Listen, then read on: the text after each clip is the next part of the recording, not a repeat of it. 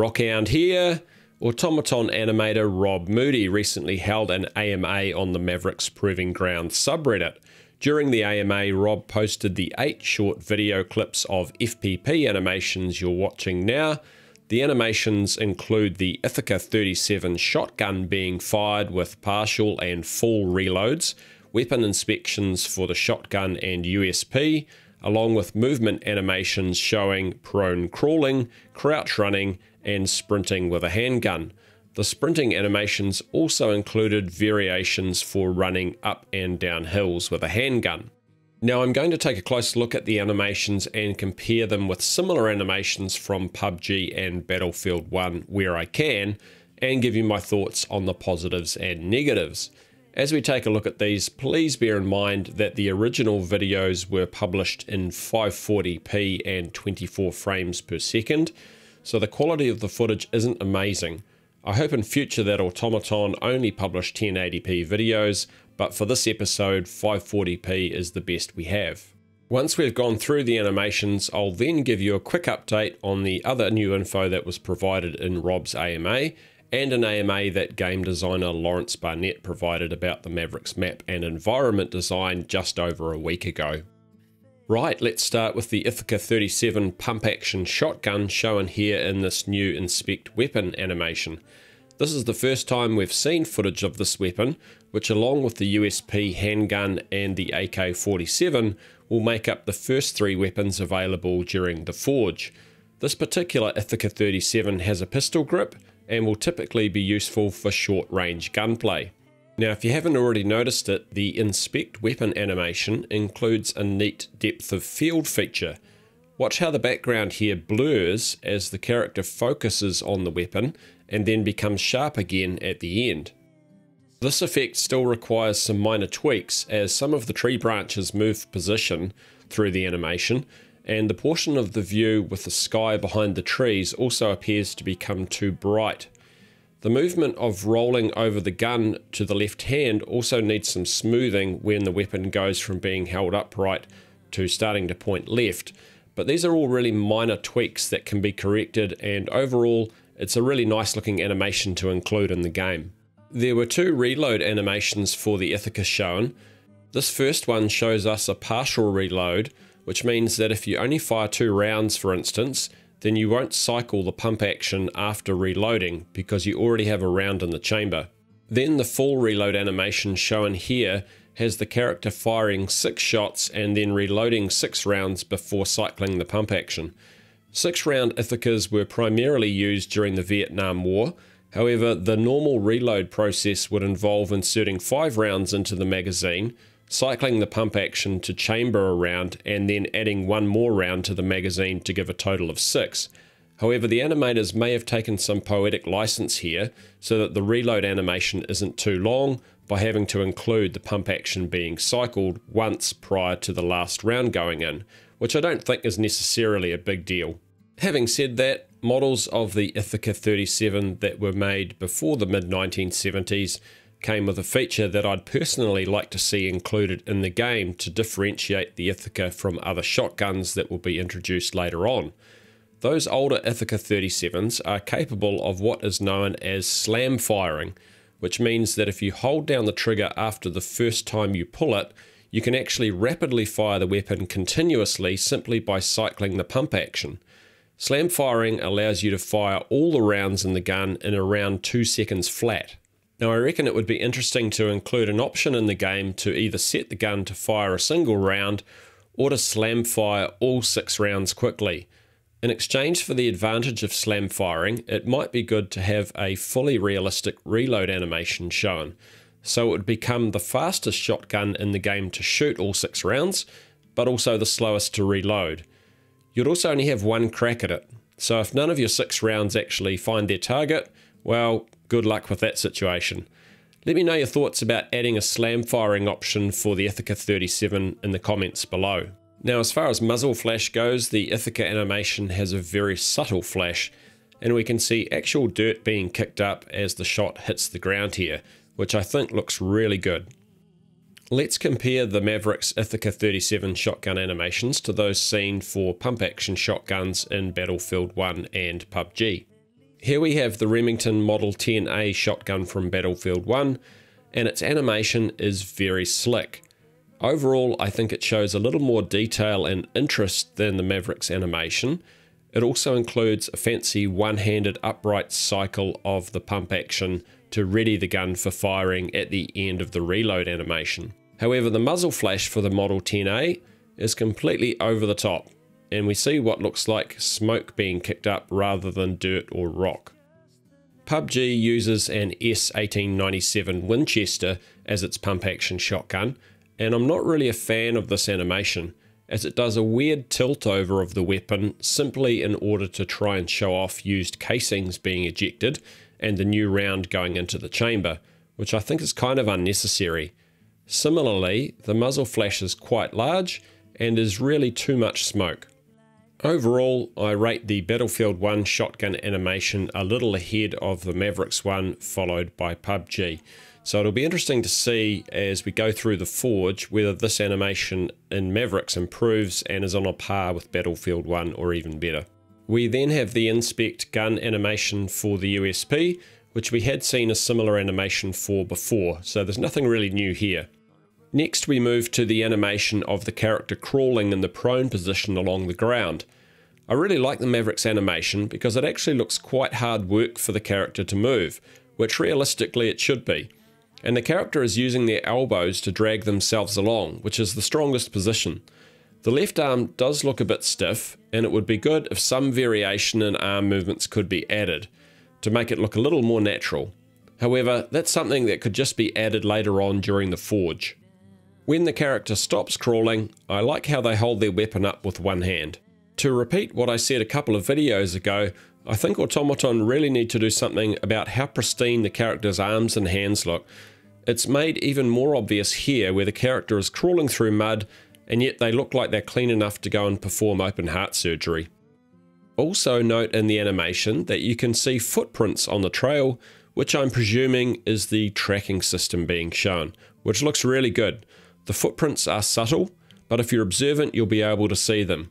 The tracking system is something I'm very excited to see being used in Mavericks Battle Royale sessions, as well as the MMO portion of the game when that starts next year. Okay, let's take a look at how Battlefield 1 and PUBG show movement in the prone position. I'm not really a fan of Battlefield 1's version of this animation, because the character has their left hand flat on the ground, and it all looks too easy, almost as if they're lying on a skateboard and scooting themselves along the ground. However, the weapon ready movement at the end is as good as Mavericks, and I love that the character's weapon becomes muddy when they start crawling. Weapons in Battlefield 1 also later become clean if the character swims or if it rains. These subtle features would be great for Automaton to add to Mavericks down the track, as it really increases the level of immersion the game provides. PUBG's crawling animation, however, is, quite frankly, just plain weird. Firstly, the character takes the weapon in their left hand while they're crawling, which is kinda odd, and the character's head appears to be far too close to the ground. When the character stops crawling, the two-handed grip on the weapon, while solid, makes it look like the character is now standing, and in reality would only be possible if they were lying dead flat on the ground. The next animation we see is the character moving in the crouch position. Rob Moody said in the AMA that they had chosen to have the gun tilt over to the left slightly while in this position because it's a good way to communicate to the player that they are actually crouching in case they forget, as well as being reasonably realistic. Neither Battlefield nor PUBG show any variation with the weapon to show if you're crouching or not, so Mavericks is ahead of these two games, at least here. If you start sprinting in the crouch position, Battlefield 1 actually forces you to become upright, while PUBG does actually allow you to crouch sprint and only moves you out of that position when you choose to. Now I would like to see Mavericks use that method as well. Rob also provided a couple of extra animations which show the character lowering the handgun slightly when sprinting uphill and raising it when sprinting downhill. These are animations that neither Battlefield 1 or PUBG include, with their running animations remaining unchanged when going up and down hills. Now it's nice to see the Mavericks animators going the extra mile with this sort of thing, because little things like this will definitely add to the game's immersion. The last animation provided shows a transition from walking with a handgun in a two-handed grip to sprinting with one hand on the weapon, which shows a nice natural movement. Overall, I think these Mavericks animations look really great. They're on a par with the likes of Battlefield 1 and PUBG, and in some cases better than those games, and there's really only relatively minor improvements that need to be made to them. I think if these animations are consistent with others we'll see down the track, then Automaton are definitely heading in the right direction on the animation front. In addition to the animations, Rob gave us a few bits of extra info, and that included that they may put some executions such as neck breaks in the game that could be used if you can approach an enemy unaware from behind. He also mentioned that this might play as a random animation. However, I would personally like to see the choice of either having it as a random animation or an animation that you can choose to be your own signature execution that you can perform every time. Vaulting is also in the pipeline, and they're starting tests on that soon and are aiming for a vaulting speed that is faster than PUBG but slower than Call of Duty's Black Ops 4, which is quite arcadey. And that sounds about right to me. He also mentioned that he wants different vaulting animations depending on the speed that you approach the vault, which would allow a walking vault to be quieter and stealthier, and a sprinting vault to be faster but noisier. The devs are also looking at having context-based proning animations. So for instance, in a room, you'd lie on your back because you can see more of the room from that position, whereas in an open field, you'd lie on your front to prone so you can snipe more easily as well as remain as low as possible. Ladder animations are also in the pipeline, which means we're likely to see players making good use of these towers for sniping opportunities down the track. Automaton's game designer Lawrence Barnett also completed an AMA on Mavericks map and environment design about a week and a half ago. Now, while it didn't provide as much new imagery as Rob's AMA, he did provide a couple of new images. The first shows a simple cottage in the forest, and then the second image shows how the devs intend to modify the environment to inform narrative direction, appease additional gameplay cover, and add visual standout features and variety to what would be an otherwise quiet part of the Mavericks world by adding things like these wall elements and protection around the cottage. Now this may become more important as we move into the MMO part of the game, where presumably faction members may need small outposts to act as staging posts or recovery locations during missions. Also note in this image that there's two spray icons shown, which may be an S for the Syndicate faction, as well as our first look at an armoured vehicle in the game, with this vehicle looking quite similar to some modern British Army vehicles. Now there's also actually a Union Jack even making an appearance on the side of the vehicle here. Importantly, the Forge will launch on a smaller 64 square kilometre map that will be a portion of the full 144 square kilometre map, but this will expand as updates to the Forge are made. It sounds like there is a lot of care going into making sure that the whole map is intuitive and good for gameplay, and that there won't be large open areas with odd clusters of houses randomly thrown on it like we see in PUBG. When asked about dynamic weather, Lawrence made a point of writing that it has to be done in a way so as not to provide a competitive advantage between two players in close proximity, but also that they are including blue sky, misty fog in valleys, rain, and even moving clouds that will occlude light, which he says looks awesome. There will be caves in the game, although Lawrence didn't really give any details about these other than to say that you shouldn't get caught in there with a grenade, so presumably they're pretty confined spaces. He did write quite a lot about how varied and intricate the map environment would be, and as an example, said that they still want shotguns to have their place in areas like dry riverbeds and crop fields.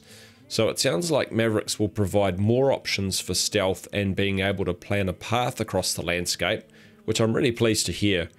I've never been a big fan of PUBG's wide open fields with almost no streams running across them, where you often have no choice but to become a target for snipers. Destruction will play a role in providing access to some objects and hidden rooms within the game, which sounds intriguing. Likewise, the ability to patch up parts of a building might be included in the game, but it sounds unlikely at this stage that base building, as seen in the likes of DayZ and other armor-based MMO mods, will be incorporated into Mavericks. Large-scale structures like dams, viaducts and bridges will be found across the map, and some destruction will be present on and around these just like elsewhere. However, Lawrence said that large-scale destruction, like blowing up a dam for instance, would have to fit in with gameplay and would be experimented with by testing isolated examples to review how well it works before it's fully incorporated into the game. Okay, that wraps up my analysis of the new animations we've seen and summary of the two most recent AMAs.